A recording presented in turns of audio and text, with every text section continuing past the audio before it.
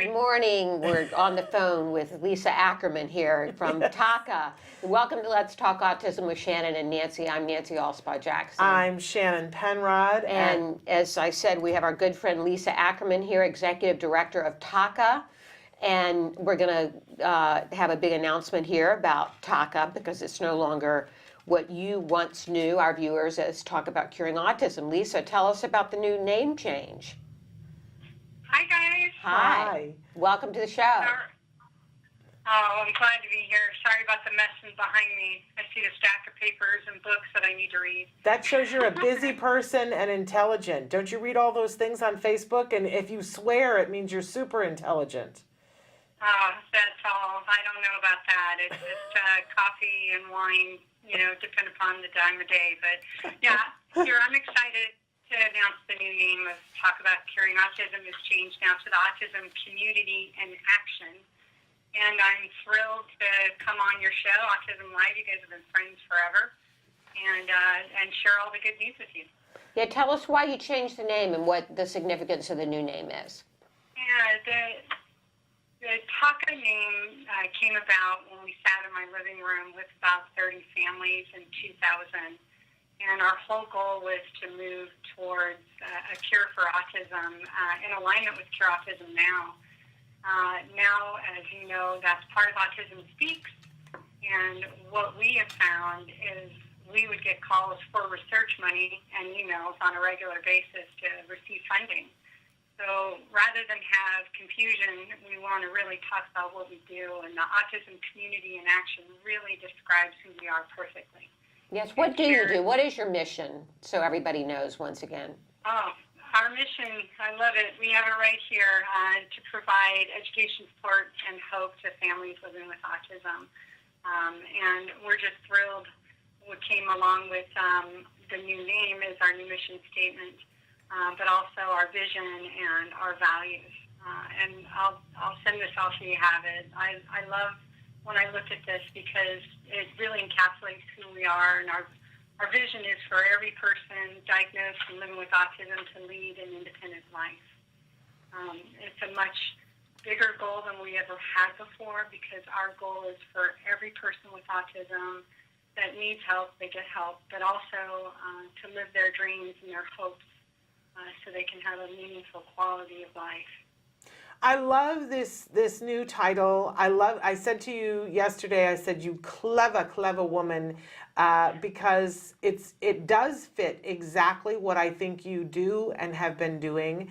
You've always been about the word action, and you've always been inclusive. I have admired for years the way you have brought a group of people together, and starting in your living room, and now anytime I go anyplace, you can see the TACA people, the sea of t-shirts, and the people with smiles on their face because they're taking action and they have hope.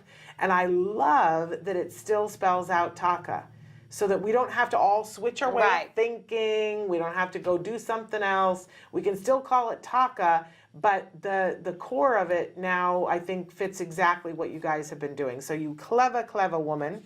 It wasn't me. I'm not that clever. We have a great team, and actually, just Dr. Tracy Fritz gets the credit. She knew that we were looking at the opportunities for renaming the foundation, so we wouldn't have confusion with regards to research because that's not our mission. So Dr. Tracy Fritz, who's a math doctor, actually came up with it, and we all high-fived her. She got a free T-shirt, so we took care of her. All right, good. At least you did that. So for people who are new to TACA and don't know what an amazing resource you are, let's run down how they can reach you, how they can participate, and then let's talk about some of the events you've got coming up this spring. Yeah, really, right now I'm just so thrilled. We're now in 31 states across the United States. So we have physical chapters that bring community together. For the states we've yet to get to, we still support you. We have all of our programming and access to information where you can get help and hope and education. So the things that we do, the fun stuff are those meetings, our conferences, our parent mentors, scholarships, website webinars. autism journey guide. All of those things are accessible across the United States. And we do quite a bit more, but that encapsulates what we do to support families living with autism. And you've got a big couple of months coming up here leading into April. Can you tell us some of the new things you're doing? Yeah, March, first and foremost, what we love about March is it seems to really kick off IEP season for families, special needs kids and autism. So focus across the United States will be how to deal with your school district and your IEP process, and making sure you're ready as a family to accurately describe your kids' needs and work with your team and get the services that are going to best help make the most progress for your child. So that's March. And March also includes the kickoff of our East Coast National Conference. That's in Atlanta, Georgia. And we've got quite the lineup with Dr. Mercola, Holly Robinson-Pete, and Dr. Daniel Oman. And I just love having them involved, and we're excited about that. And then, Nancy, like you said, Autism Action Month will probably have somewhere close to 150 different activities across the United States. The main one that we do on the same day, April 11th, is our National Coffee Talk Day. Last year we had almost 100 meetings, and those were places where we have chapters and also new places. And we're looking forward to kick that off and help hundreds of families. And you've got new chapters that you've added on, correct? You're launching this month. Oh, and that, I was hoping you were going to ask me about that. Sorry, I get so excited. So we're going to launch new chapters in Arizona, Alaska, Missouri, and South Carolina. And I'm just so excited. Some really great people, of course, across the U.S. help TACA reach families. And these are some new friends that we're pulling together to activate in their community, and we're so excited. Great. That's very cool. Lisa, we admire you so much in the work that you're doing and appreciate your time. We want you to come back and do some new cooking shows at some point. Let's cook. I'm all in. Talk facts, talk cooking, talk whatever you.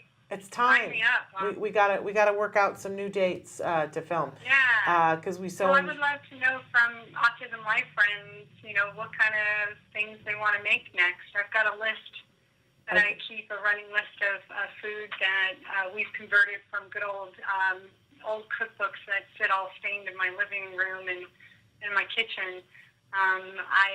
We've reworked them to be allergy-friendly, gluten-free, soy-free, casein-free, and sometimes nut-free if you're not into nuts.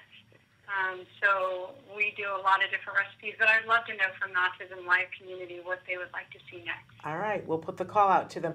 And tell us again, where's the website where we can find out more information, and where's the blog? Because I love your blog. Yeah. Oh, thank you. Everything can be found at tacanow.org, and that's TACANOW.org. The blog link is right on the front page. Our name announcement, including the blog, press release, and a short video is up on the front page as well.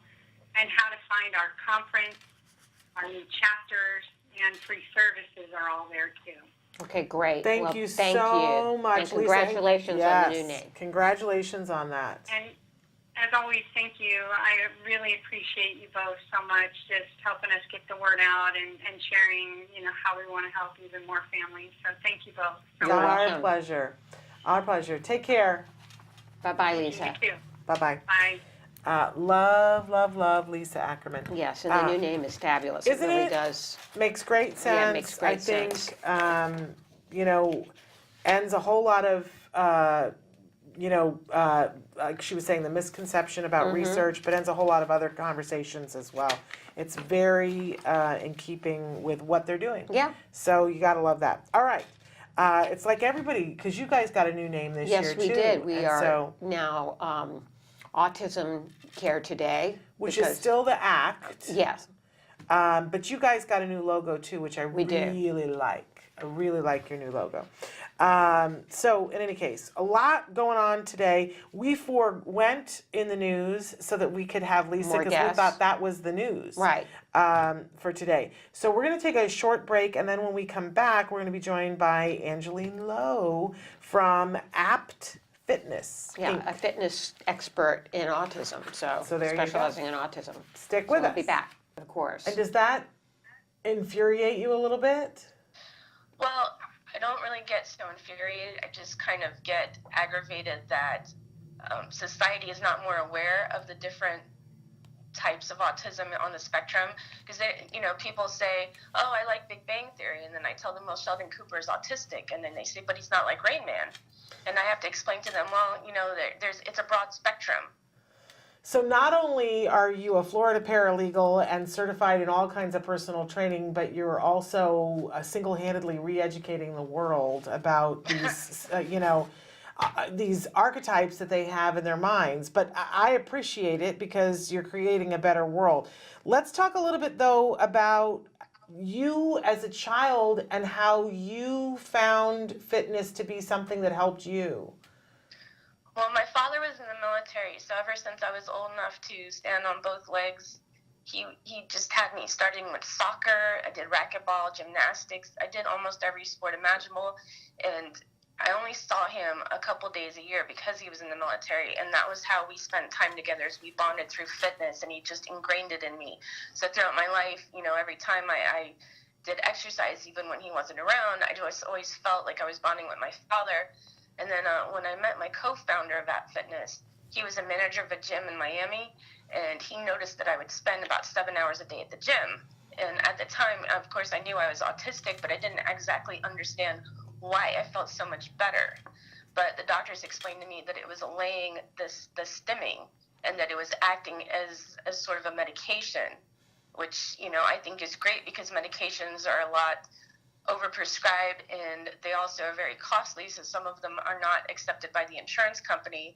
And that's why exercise is so important to me, because it helps me not only cope, but it helps allay the stimming symptoms. You say that exercise uses the same motor functions involved with ASD and ADHD, giving the functions another outlet, right? Yes, because it basically exhausts the motor functions, so then you're no longer stimming. It's kind of like when people take Adderall or Xanax or something, it kind of calms you down, and that's what the exercise is doing, essentially. I think this is so important for our parents to hear. I also think, Angelina, it's so important for the parents of young girls on the spectrum to hear this, because we don't get to see enough adults, period, on the spectrum having the opportunity to have a platform to talk about this, but especially young women. So I want to thank you for taking the time to do this. But then let's talk about, you went from being somebody who found that exercise helped you. How did you get to the point where you thought, okay, if this helps me, then certainly maybe it would help my community. Let me get to be a specialist in that. What happened to make you realize that? Well, over the years, I've been working in the legal field, and it's just very discriminating towards people on the spectrum. Even if they do know that you're on the spectrum, they're not willing to work with you. Like, I've been ostracized for not smiling at my coworkers, not laughing at their jokes, even when their jokes are not funny, for giving fake laughs and fake smiles and things like that. And so I just kept finding myself more and more involved with different exercises to sort of cope and, to help with the stimming and stuff like that. And I decided, well, I spend so much time in the gym and so much time exercising, why not use that to show other people? And what type of exercise tends to be best for those on the spectrum? Is there one type, or do you promote all types of exercise? Well, that really depends. People ask me that all the time, but it's just like anyone else, because if you need core strengthening, whether or not you're autistic, but you have a hiatal hernia, you can't do a lot of those exercises. So it's something that you really have to talk to them about your health issues and, flexibility and things like that, because it's not a one-size-fits-all. Right. And are there a lot of trainers out there working with those in the autistic community? I know about 2 years ago when I researched it, there were only 2 that I found in the entire country that were marketing themselves as autistic personal trainers, but they're not themselves autistic. They just provide the services for autism. And one of those people actually started his own, I think it's called Autism or Autistic Fitness. It's Eric Chesson, and he does have certifications for anyone that is in personal training that wants to be certified specifically for autism. Well, since there's so few of them, how can someone find out if they have experience with autism? Who should they go to? Well, for me, I'm registered with Autism Speaks in some of the local organizations, so it's just a lot of networking and things like that. I also spend a lot of time networking with mental health providers so that if they have someone that they think could benefit from my services, I can always offer it to their clients. And the reason that we're nonprofit is because people spend so much money on medications and different modalities, some of them that never work. So I want to bring exercise and make it affordable to people who would not ordinarily think that they can afford it. Wonderful. And so you're in Central Florida, is that correct? Yes. Okay, so how wide of, I'm geographically not with it, but how wide of an area, like, do you service so that if families are in that area, they'll know, oh, okay, I can get a hold of her and participate? Well, right now I'm offering services at homes, offices, parks, things like that. So I go to their location, and right now it's just in Seminole and Orange counties, Florida, which is basically from Sanford all the way to almost Disney World. Wonderful. Okay. And let's talk about how people can reach you. How do they find you? They can find me on the internet at www.aptfitness.org, and you have to use the www in the beginning, or they can also email apt@apt-fitness.com. I'm quicker with the emails. Phones, they can reach me at 407-900-1610. I also have a calendar on my website of the different things I'm going to be at and the different educational seminars where I'll be speaking. I would love it if you would take just a minute. You have some very wise words about adaptation, and I would love if you would share your thoughts on that with us. Well, a lot of people are ashamed of being diagnosed with autism. I get a lot of parents that say that their kids are ashamed of it. They're either in high school or I get adults that come to me and they don't want to come out, so to speak.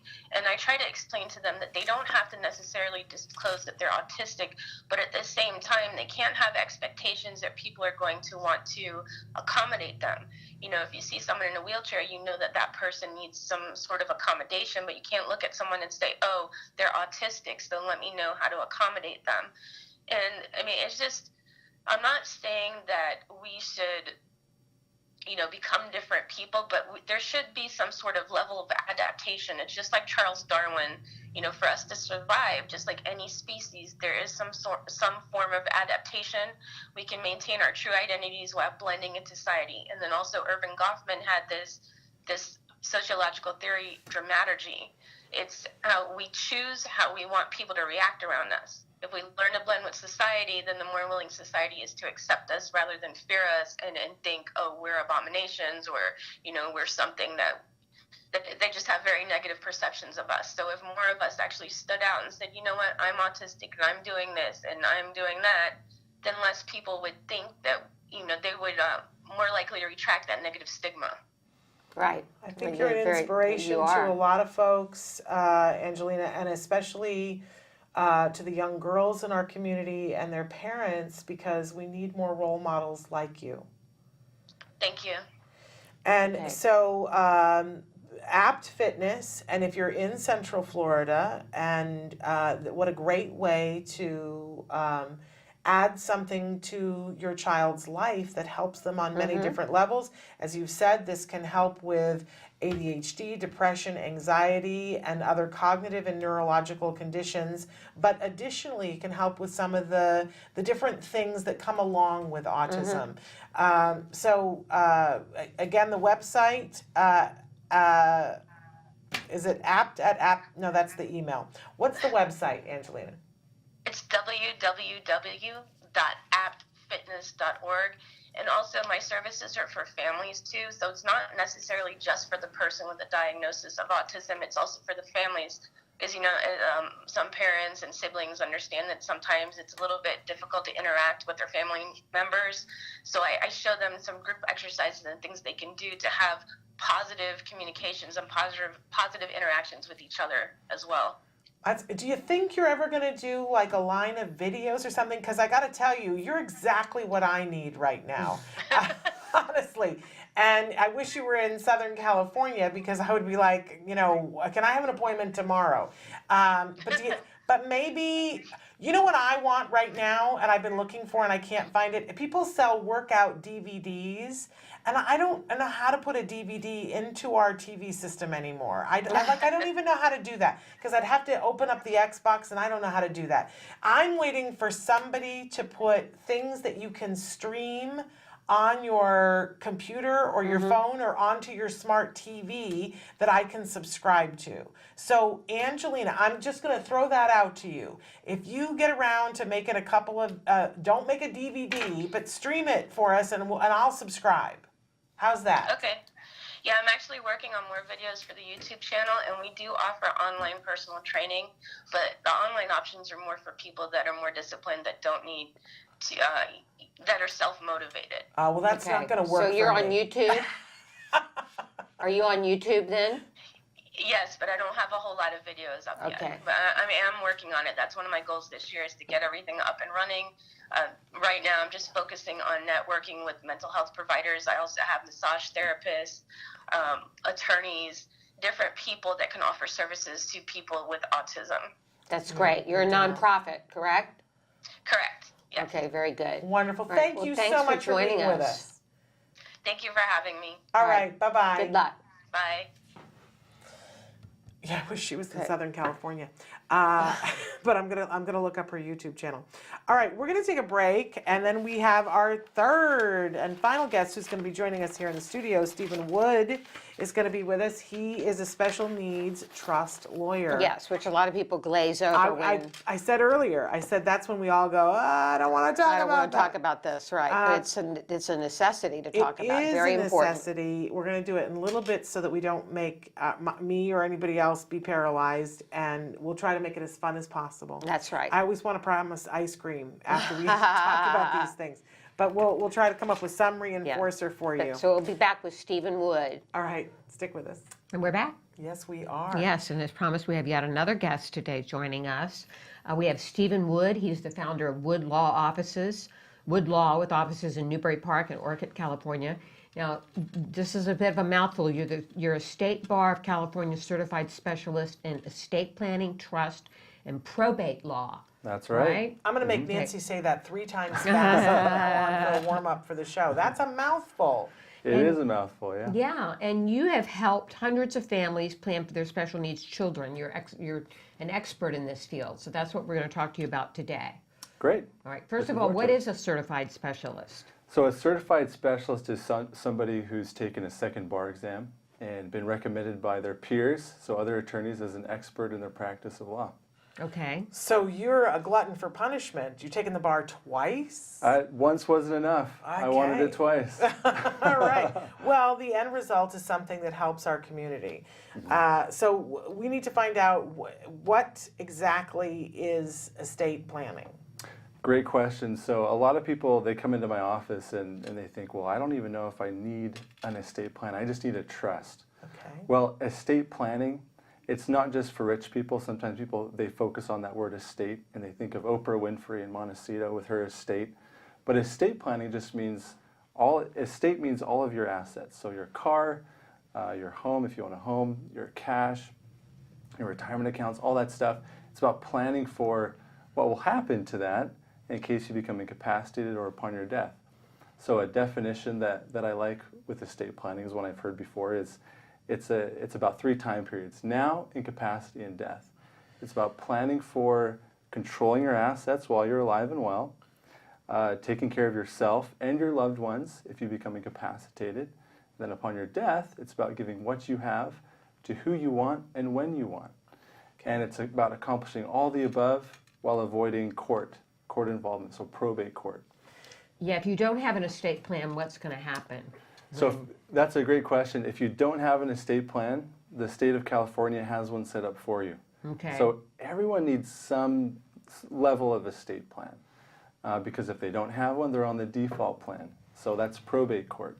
And that, I don't think people realize, correct me if I'm wrong, if you go to court, a significant portion of whatever monies goes towards having to pay people for having gone to court. That's right. Yeah. Yeah, there's a lot of court fees. The attorney fees are very high. Also, if you have a special needs child, it's going to have some devastating consequences. Okay, so we don't want that. We don't want to be on the default plan. But how easy can it be for us to not be on the default plan? It's very easy. It just requires going to an attorney who knows what they're doing. Like you. Like me, exactly. Okay, somebody who's taken the bar twice. Right, yeah. That's right, okay. A And two-timer. How does a trust figure into all this? We hear a lot about a special needs trust. So a special needs trust is a type of trust that allows you to leave money or other assets to somebody who has special needs, who may qualify for means-tested public benefits, such as SSI or Medi-Cal.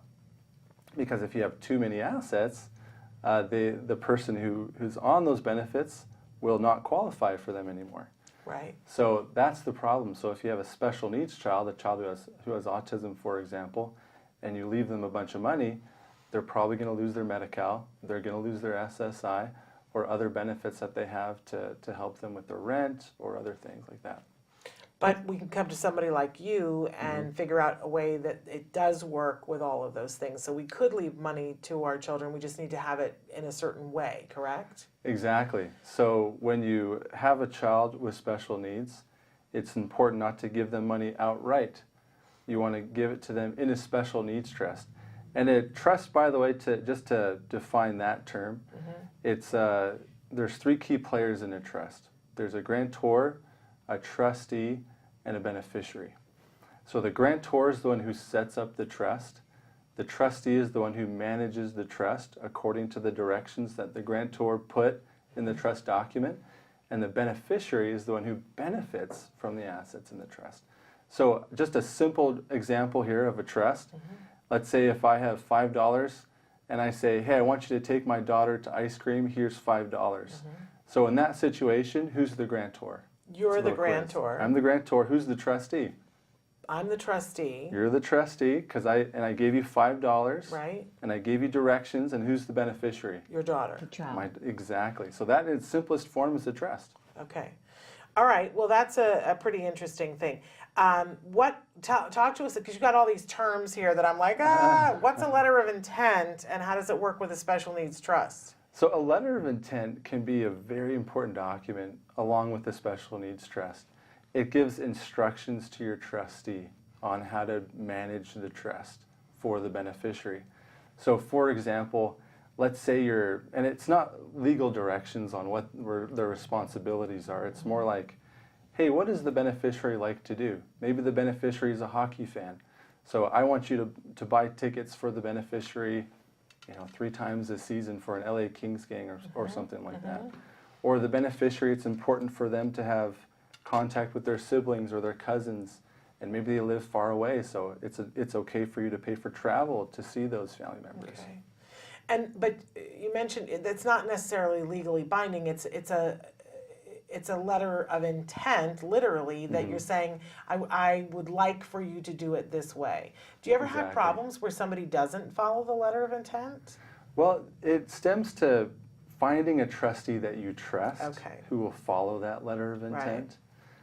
So that's an important part in the decision-making process. When somebody meets with me, we talk about, okay, who's going to be the trustee?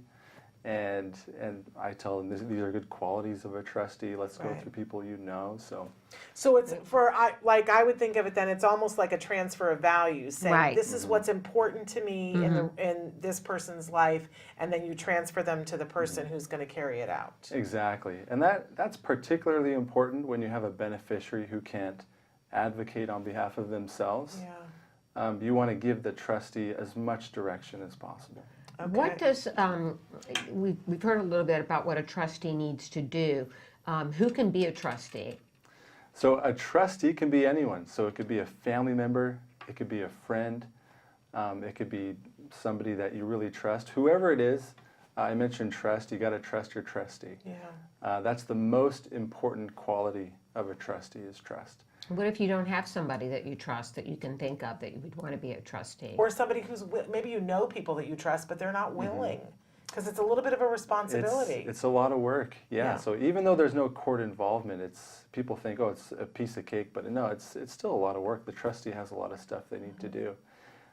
If you can't find an individual who can serve as trustee, you can hire a corporate trustee or a bank, for example. They do charge, usually it's a percentage of the trust every year. And a lot of banks don't serve as trustee of special needs trusts. More and more banks are. I think they're starting to get it, and they're starting to get in. They're more comfortable with it. Another great option is what's called a professional fiduciary. So this is a person, an individual, or a group of individuals who they serve as trustee of trust. That's their job. And so they will serve as trustee of the special needs trust, and they usually charge an hourly rate. But they don't start charging right when you name them. Some people think, well, if I put this person in the document, they're going to start charging me, right? I say, well, no, it's not until they start to act as trustees. So if you become incapacitated or upon your death and they start acting, that's when their fees start coming in. So it's important, if you do choose a corporate trustee, a bank, or a professional fiduciary, whatever you choose, it's important to meet with that entity and decide, okay, this is somebody who understands my values, I understand what they're going to charge and how they're going to charge. So it's important that you're comfortable with that individual. So. Okay, so let's talk nuts and bolts that, you know, I'm a parent and I come to you and I say, okay, I got to face this. I might be ready to this week. What are the things that we do, you and I together, to get us to the point where I have it all set up? What do you do? Yeah, so this is my process. It'll be pretty similar among attorneys. So what I do is I schedule a complimentary consultation with the person or with the parents, and I give them a questionnaire to fill out. Okay. And that just tells me personal information about them, family information, their financial information, and we'll use that during the meeting to effectively guide the meeting, and they can write down, you know, what they're concerned about most for their child, for example, and we can discuss that. And so at the consultation, we really just discuss, okay, what's an estate plan? I do an estate planning 101. What's a trust? How does a special needs trust figure into it? And a lot of it is just about education and helping the parents or the clients be empowered to know, okay, this is what I need and this is what I want. And then I would imagine there's paperwork where we decide who the trustee is, and that there's something you fill out that legally makes them the trustee. Right. So we talk about the design of their estate plan. So they will have their own trust that they will set up, and so they will be the grantor. So let's say if I take myself for an example, I will take my assets as the grantor and I will put them into a trust. So they go from Stephen Wood to the Stephen Wood Trust. And if one of my beneficiaries has special needs, I will indicate that when I die, that beneficiary will get their inheritance in a special needs trust. And the special needs trust will be written within my trust, or it could also be its own document that it will go to that trust. But you're walking us through all this paperwork so that we don't have to go research and go, which paperwork do I have to have and where do I need to file it, and you take somebody from point A to point Z and take all the anxiety out of it. Oh yeah, that's one of my favorite things about my job is people come in, they're stressed, they don't want to meet with an attorney. Right. And we talk and they understand more of what they need to do, and then they walk away feeling so much better because they're more informed. And when they sign their documents a few weeks later, I mean, it's like they're walking on air. They're like, I can't believe we got this done. And I always hear, this was not as bad as I thought it was going to be. Right. This was easy. Well, you offer these services. Is it easy to find an attorney that offers these kinds of services? There's not a whole lot of attorneys who really understand special needs trusts. When you find an attorney, you want to find somebody who knows about their area of law, and a good way to find somebody that you can feel confident knows about their area is by finding a certified specialist. So we talked about that a little bit. but also finding somebody who has experience with special needs trust. So if you're meeting with an attorney or you're talking to them on the phone, ask them, do you know about special needs trust? Have you done a lot of special needs trusts? Have you ever done presentations on special needs trusts? Because it's, every estate planning attorney doesn't necessarily know how to do a special needs trust. They just put the boilerplate special needs trust in. Right. Now, you started by saying that a lot of times people go, well, I don't have an estate. And is this something that everybody needs to do, or do you need to have a certain amount of income or assets before this is worthwhile? So the average autism parent who has zero savings, but they own a car, maybe they own their home, maybe they don't, should they be doing this? Yeah, absolutely, absolutely. Because, like I said in the beginning, everybody needs some level of estate plan. Okay. So if you have over $150,000 in assets, or you own real property, you should probably have a living trust. Okay. If you don't, then a will is fine. Because if you don't have that level of assets, there's not going to be a probate when you die. But in that will, you can specify my assets will go into a special needs trust. So you can direct that inheritance for the beneficiary in a special needs trust. Also upon incapacity. So what if something happens to that parent and they're not competent enough to take care of their child? Well, they can set up powers of attorney that can give somebody the authority to manage their finances for them, and even make gifts to their child who has special needs, so that there's a continuum of care. Because if they don't have anything set up, then somebody has to go to court, get a conservatorship for the parent, which is very costly, takes a lot of time, there's a lot of court oversight. And so, yeah, it's definitely important for everybody to have some level of estate plan. So in the long run, this is really going to benefit people. I mean, they can't keep their head in the sand about this, because this is something that really needs to be done in almost every situation with a special needs child. Exactly, yeah. Yeah, everyone needs to get this done at some point. I mean, it's not fun to think about our death, and planning for that, but everyone's going to die at some point. I tell people, if you know the date you're going to die, just come in the day before and we'll get it done. Right. So, and unfortunately, we don't have that luxury when we have special needs kids. No, we don't. We have to suck it up at some point. Now, we want to make sure that people know where they can find you, because you've been here and clearly you know what you're talking about. And for those in this area, you're a good choice. So where can they find you? they can go on my website Okay. to find my location and contact information. My website is www.woodtrustlaw.com. Wonderful. Do you have an email they can reach you at? Yeah, so it's Stephen, Stephen, at woodtrustlaw.com. Okay. And, if they just have questions or they're not sure if they want to move forward yet, feel free to contact me. Okay. I want to be a resource Okay, great. because I know that it can be very stressful and overwhelming. So the big $64,000 question, why did you choose this?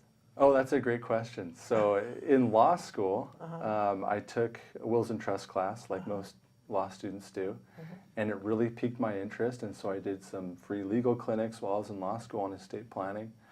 Learned about special needs trusts probably after I graduated, went into estate planning, had clients who had special needs children, and I thought, this is an area where these parents really need somebody who knows what they're doing to help them. And I didn't find that there were a lot of those attorneys, and I really liked helping people. I'm a helper. And so I chose, this area of law, and I've been very happy with it. Great.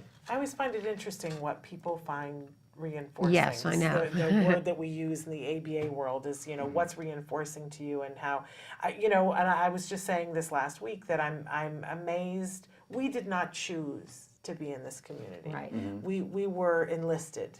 Without our say, and we're here, and we're thrilled to be here, and of course we have given our all to this community and this type of situation. But it's always interesting to me when somebody chooses it, and I don't know why, but it gives me hope. Right. I agree. It gives me hope for the future that because you're willing to be in this area and get in the trenches with families. In fact, in the worst part of it, But I would imagine that at this point in your career, you've had somebody end up needing your services. Have you seen the result of what happens with the trust after somebody's been incapacitated or has passed away? I have, yeah. Yeah, there was a client I had who had a child with Down syndrome.